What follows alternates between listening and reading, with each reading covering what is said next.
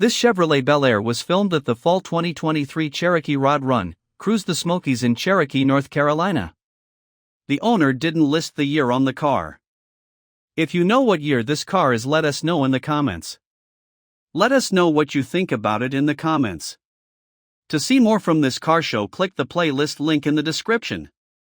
Please give us a thumbs up. Subscribe for free to our YouTube channel to see all of our upcoming videos.